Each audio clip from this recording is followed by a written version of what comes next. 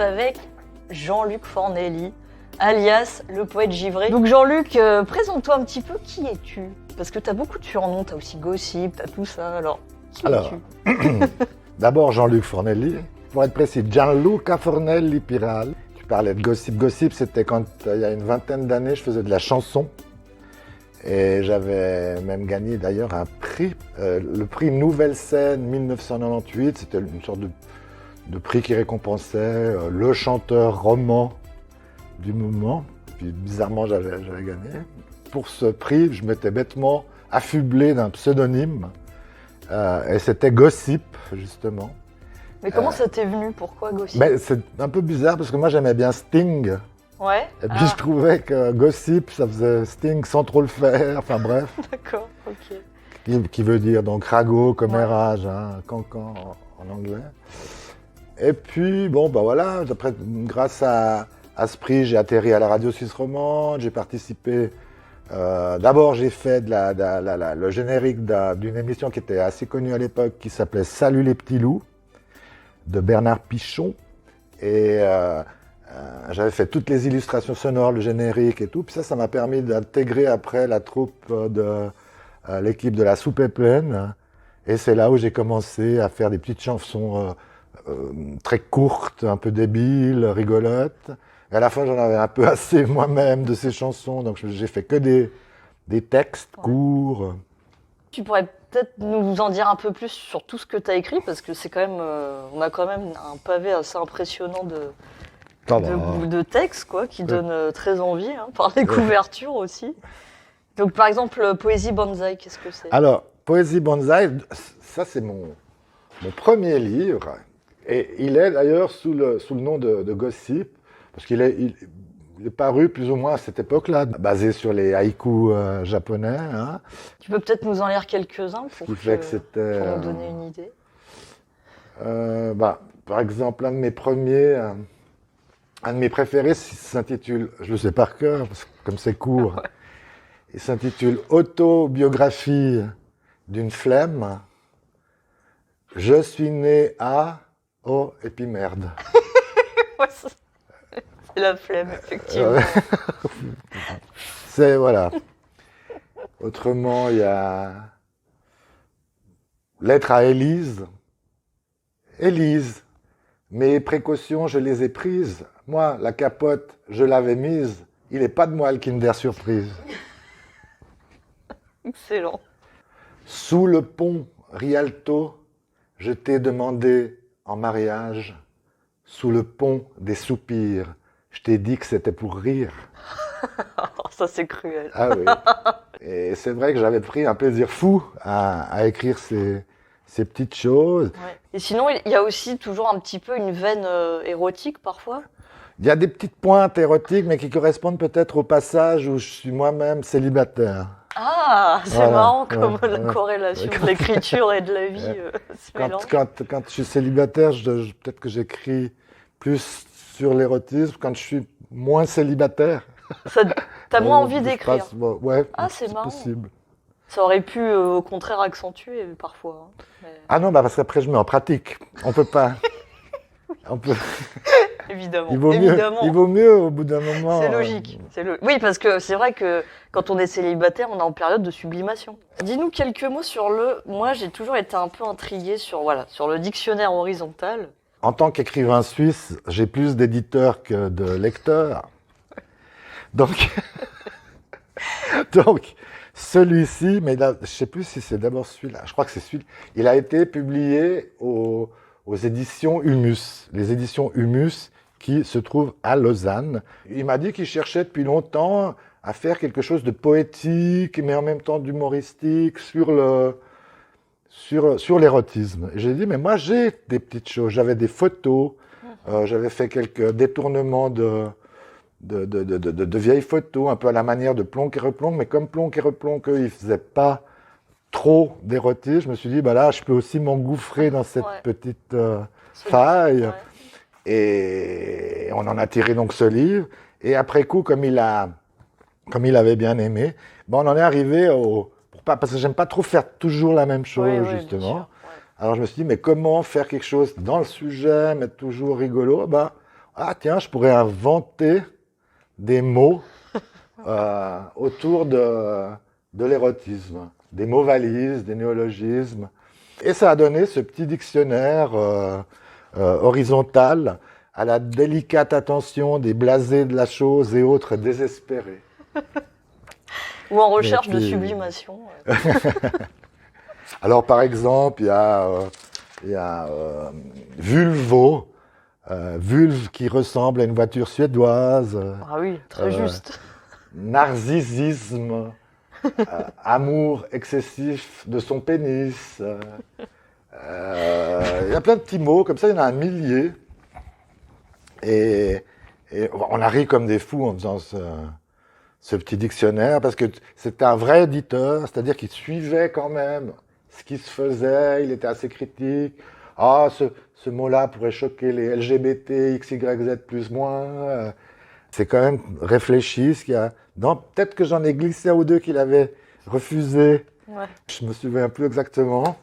Mais il y a une copine qui m'a dit dernièrement, qui l'a acheté dernièrement, parce qu'on le trouve encore ça et là. Elle m'a dit que c'est un petit bijou. Ah bah ça, et donc j'étais très content, surtout venant d'une femme en plus. Et qu'est-ce qui te donne le plus de grain à moudre quand tu écris? C'est quoi vraiment la partie difficile où tu te dis oh là là, je m'avance vers un truc là, c'est laborieux, c'est quoi vraiment la chose qui te... Que j'aime le moins? Ouais, la relecture. Ouais, la relecture. La relecture, Ouais. ça au bout d'un moment, on se lasse toi-même, c'est pénible. C'est pénible. Il faudrait écrire tout d'un jet. Ouais, c'est ça. Et pas revenir en arrière, parce Un que geyser. tu fonctionnes comment, toi, quand tu écris? Est-ce que c'est assez intuitif, ça vient assez facilement, ou au contraire, c'est... C'est pas comment répondre, en fait, parce que tout d'un coup, j'ai des espèces d'inspiration. Ouais. Ce que je prends comme exemple, c'est justement une poésie bonsaï dont je me souviens exactement quand je l'ai trouvée.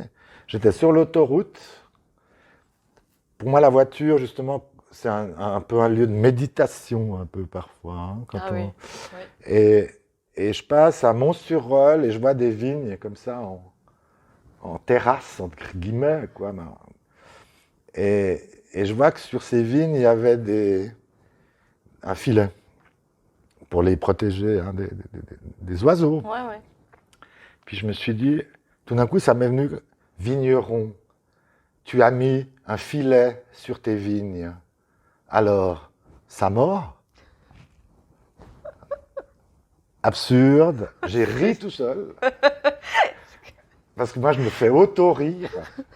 Parce que je ne sais pas d'où ça sort, quoi. Il doit y avoir 2 mois. Non, mais tu peux, ouais. Et puis, je suis surpris. Enfin, ça m'a surpris. Puis évidemment, je l'ai noté. Mais là, je me souviens que c'est vrai, bêtement, en ayant vu ce filet et ces vignes, association d'idées, départ sur la pêche, absurde.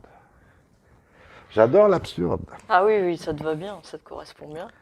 Même si j'arrive pas trop à le définir non plus, mais pour moi, c'est peut-être la surprise, l'absurde. Voilà. Bah, il y a des beaux exemples dans les aigrettes hein, aussi. Ah, il y en a. Ça, Alors ça, c'est le dernier en date, les aigrettes. Le plus récent, ouais. Le plus récent, c'est vrai que là aussi, énorme plaisir à écrire ces aigrettes, journal d'un poète givré, même l'été, aux éditions du Roc. Et là, je tombe au hasard sur une petite poésie intitulée « Le plongeur et le requin ».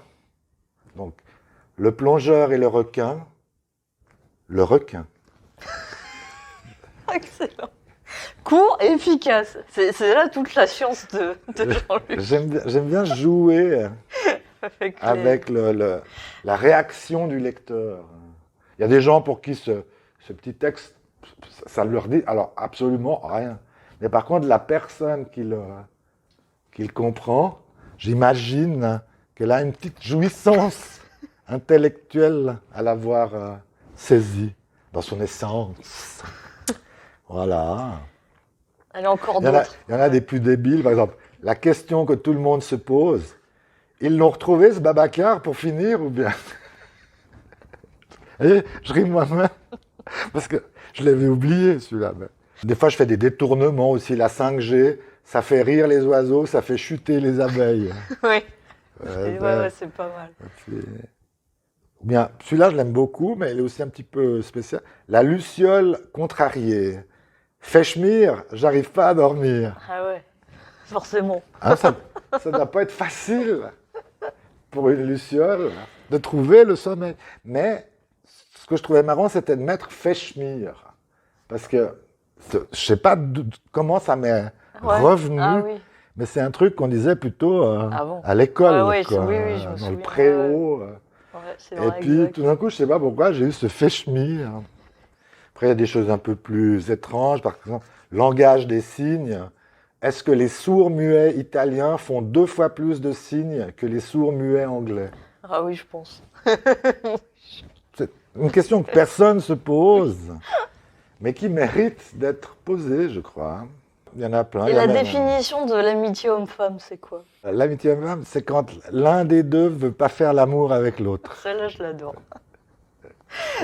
Parce que en plus, c'est juste, c'est vrai, c'est tout le temps comme ça. Il me semble, hein. Donc, exceptionnellement, peut-être pas, mais la plupart du temps, hein, ouais. Est-ce qu'il y a des artistes qui t'inspirent ou que tu admires plus que d'autres et qui te permettent d'écrire, qui t'insufflent quelque chose? Oui, mais là, qui est-ce qui... Il y a un Italien, de nouveau, que j'aime beaucoup, qui s'appelle Stefano Benni, qui a écrit un livre qui s'appelle Le bar sous la mer. Et c'est un livre, pour moi, qui, justement, qui a déclenché un peu mes velléités d'écriture. Et je me suis dit, mais ça aussi, c'est dans mes cordes, j'arrive. Et puis, paf, j'ai fait aussi justement un recueil de nouvelles paru chez BSN Press, qui s'intitule Les Feuilles du Mal. On avait éclaté de rire en trouvant ce titre avec l'éditeur, tellement... Et comment c'est venu, justement? On parlait de titre. Il aurait pu s'appeler complètement différemment, hein, mais tout d'un coup, c'est Feuilles du Mal qui ont émergé. Puis on a éclaté de rire. Malheureusement, je crois que c'est pas un si bon titre que ça, parce que ça a fait rire que nous. Les gens n'ont pas forcément compris le gag. Et en plus, il faut dire que la couverture est un peu austère. Alors, du coup, oui, d'accord. Si la couverture avait été plus rigolote, peut-être qu'on aurait compris. Mais là, les gens, en fait, c'est des nouvelles humoristiques, hein, mais qui traitent d'un sujet, le mal, sous toutes ses coutures. Et voilà, parce que moi, j'ai le don quand même d'aimer des choses qui ne se lisent pas. Donc la poésie, en gros, ça se lit pas. Et les nouvelles, hein, malheureusement, alors que c'est un genre roi dans les pays anglo-saxons. Toi, ce qui déclenche l'inspiration, c'est la route, comme tu dis, ou il n'y a pas de recette miracle de toute façon? Non, c'est dur, je ne sais pas. Je sais que j'aime beaucoup être en forêt, j'aime beaucoup... Je suis un observateur, moi, si vous voulez. Je suis une sorte d'observateur. Et puis, tout d'un coup, il y a quelque chose qui attire mon attention, ou pas, justement. J'aime bien aussi parler de choses complètement anodines. Et ça, c'est plutôt, justement, là, par exemple, ce livre-là, qui s'appelle Poésie de gare, où j'ai fait des poésies, mais avec tout. Genre le pied de ce meuble, je l'ai poétisé. Et là, il y en a quand même qui sont intéressantes. Par exemple, à un moment donné, je me mets dans la peau du désert. Et c'est un désert qui voudrait apprendre à nager. Ah oui, c'est donc c'est assez étrange. Mais j'ai eu là aussi un plaisir fou à écrire ça, parce que c'était étrange de se mettre dans la peau du désert. Alors comment tu t'es senti? Très sec? Sec. Ouais, hein. Est-ce que tu pourrais nous faire partager peut-être un petit extrait rapide? Alors, et là aussi, le dénominateur commun de tous ces recueils, c'est quand même l'humour. Hein. Il y a beaucoup d'humour. Dans celle-là, je me suis mis dans la peau d'une baleine. s'appelle « La poésie de la baleine au régime ». Comment ça, grosse? Grosse toi-même. Je suis forte de constitution, je bouge tout le temps. Fais beaucoup de natation, de cardio, du saut. Ne mange que du hareng, du lançon, du maquereau, des crustacés, du plancton, du caplan, du krill. Que des oméga 3. Sur mer, je fais du yoga. Qu'est-ce que c'est que ce diktat de la ligne? Imposé par baleine actuelle, baleine d'aujourd'hui, baleineA, vague. Toute cette presse balénine, c'est assez, sans jeu de mots, c'en est trop. Ces algues de choux, n'importe quoi, je pète la forme, moi. Une fois seulement, j'avais pris 80 kilos, un 31, j'avais forcé sur le saumon. Je n'arrivais plus à enfiler mon string. J'ai fait 2 fois la traversée de l'Atlantique en solitaire, aller-retour, et c'était bon. 5330 km x 4 égale 21 320 km. Je rentrais de nouveau dans mon maillot, sans forcer. Ouh, mais je dois vous quitter vite fait, je vois un navire-usine qui bat pavillon japonais. L'enfer des mers. Une sorte de camp de concentration flottant pour marins mammifères et autres innocents poissons. Ça sent le nippon. Pour nous, c'est comme le sapin pour vous. Ça sent pas bon. Ouh, viens Moby Dick. On met les voiles maintenant. On passera par Saint-Laurent, m'acheter un nouveau maillot. Le mien est trop grand. Tu me l'offres? Oh, que c'est gentil. Je t'aime, mon petit cachalot en miel. Je t'aime, Moby. C'est adorable. Quelle imagination! C'est dingue! Non, mais alors ça, justement, c'était un bon... Enfin, de se mettre dans la peau d'une baleine qui veut faire le régime. L'essentiel, je crois, c'est d'avoir du plaisir quand on écrit et d'en procurer quand on le lit, quoi. Voilà, c'est un peu mon objectif. Est-ce que tu t'empresses de rire pour ne pas pleurer? Non. Tout ce rire, là. Bah oui, je pense, ouais. C'est une sorte de thérapie. C'est une sorte de thérapie, ouais. Moi, je pense que c'est ça, oui, c'est une réaction par rapport à toutes les horreurs qu'on voit, qu'on entend. Ouais. Et heureusement qu'il y a justement des belles choses comme ça qui viennent un petit peu mettre un arc-en-ciel dans tout ça. Parce que il faut trouver un équilibre. Oui, exactement. Et puis voilà, peut-être que le fait de rigoler, le fait que justement que je me mette dans la peau de tel ou tel truc, c'est pour aussi sortir de moi. Hein. C'est pour comment telle personne vit ce type d'événement, de situation. C'est de l'empathie, une sorte d'empathie, en l'occurrence virtuelle, quoi. Mais ça, ouais, je me dis, mais ouais, admettons, je prends un exemple un peu bête, mais comme la peau d'un migrant qui traverse la Méditerranée sans savoir nager, on se pose pas la question de ce qui trotte dans sa tête. Enfin, oui, c'est vrai. Voilà, c'est une forme d'empathie, on va dire. Qu'est-ce qui t'insupporte, vraiment? Oh, la jalousie. Ouais. La bêtise liée, suscitée par la jalousie, quoi. C'est le top, ça, je crois, de la bêtise. Ouais. Des gens qui sont jaloux de ce que vous faites, alors que vous les connaissez pas, enfin, enfin, moi, ça me dépasse complètement. Et l'un de tes meilleurs souvenirs, sur scène ou en dédicace, qu'est-ce que ce serait?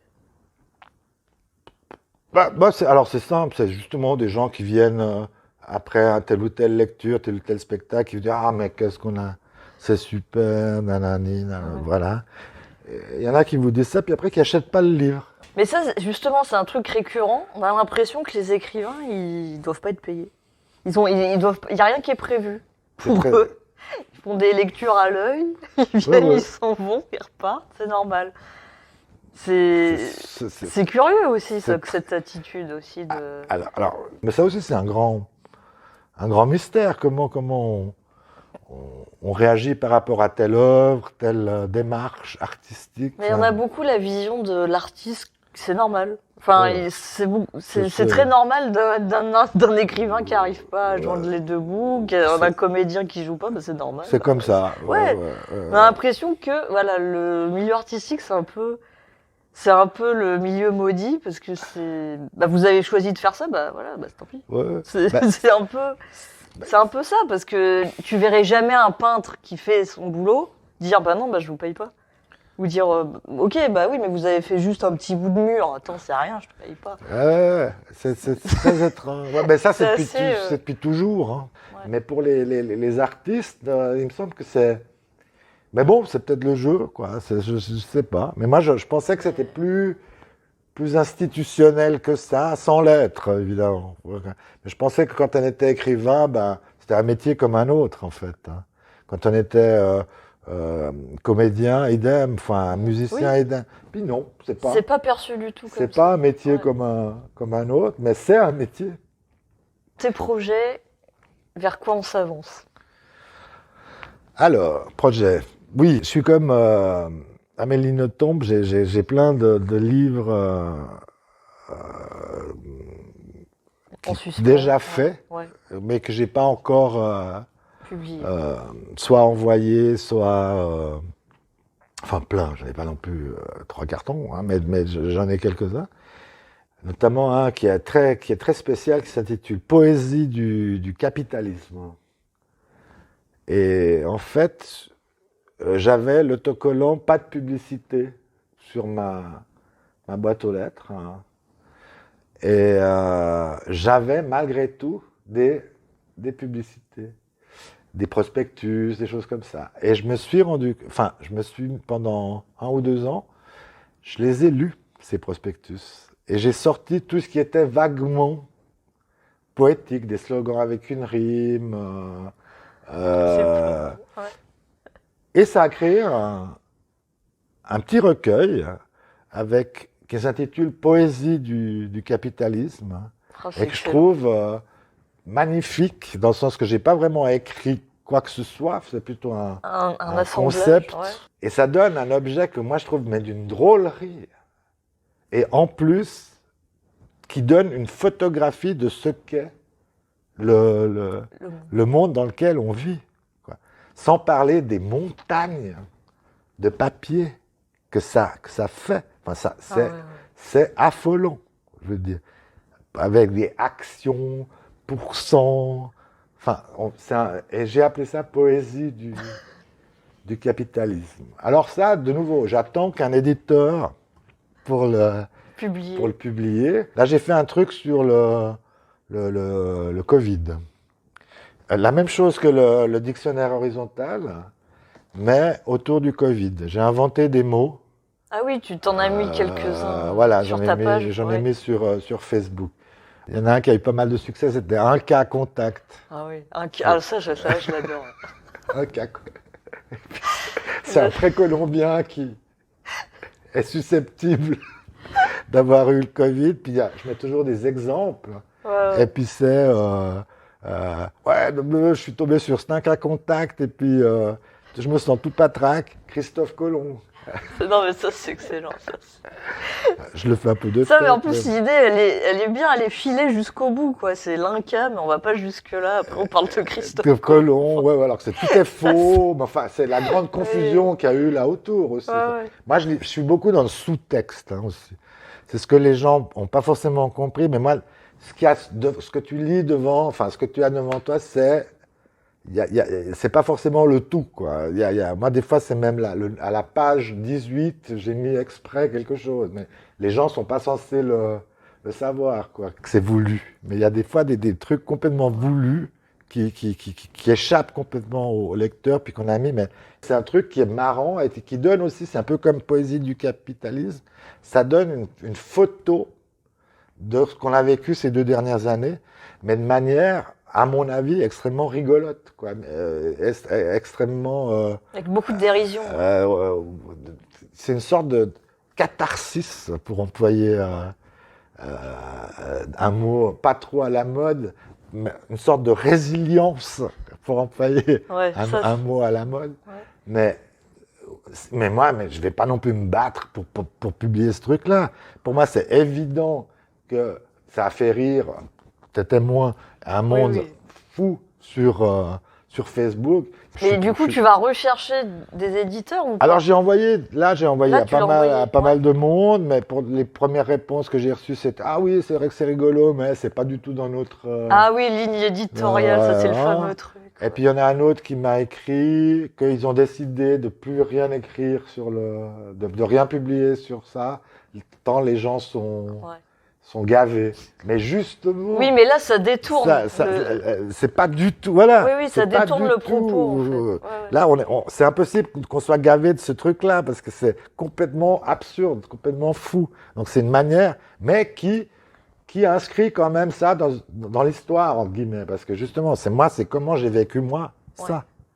Mais pas moi, Jean-Luc Fornelli. Je me mets dans la peau de nouveau, des gens. Parce que pour moi, ce que je retiens de tout ça, c'est une confusion incroyable. Une confusion de fou, sans parler de la souffrance, de la peur et tout. Mais une confusion, on ne comprenait plus rien, on a perdu confiance en plein de choses. Et tout ça, évidemment, apparaît dans ce dictionnaire de mots valises sur le Covid. À tel point que, justement, des fois, je mets le Covid, des fois, je mets la Covid. Mais c'est voulu, tout est voulu. Parce que c'était le flou artistique. Le flou total. Ouais. À la limite, il y a même, je crois, un mot qui n'est pas dans le bon ordre alphabétique. Mais ça, pour moi, ça traduit justement le bordel quoi, que ça a créé. Et le fait d'en rire. Moi, des fois, de nouveau, sur 20 pages, je ne me souviens pas de tous les mots. Mais quand je les relis, des fois, j'éclate de nouveau de rire. Varan anglais. Dragon de Komodo que l'on trouve en Angleterre et qui pour l'instant n'a rien à voir avec le Covid. Le varan anglais. C'est nul. Et puis justement, donc les éditeurs qui partent du principe que ah non, on va pas parler du Covid parce que les gens sont gavés, mais il n'y a personne qui a entendu le varan anglais. Voilà. Une situation incongrue avant de se quitter, Jean-Luc, si tu as en tête. Ah oui, alors j'en ai une.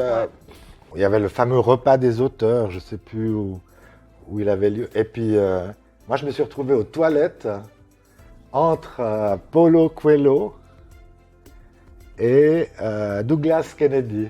Oh non, oh là là.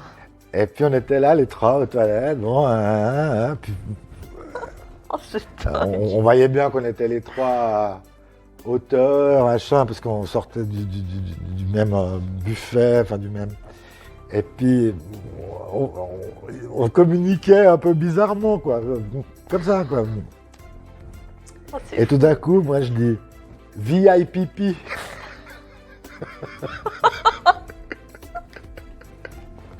Puis alors on a tous rigolé. Et puis voilà, quoi, c'était assez rigolo. Oh, bon, on va conclure là-dessus. Alors, merci Jean-Luc d'avoir accepté l'invitation. Merci à toi, merci à vous. Et puis, bientôt. See you.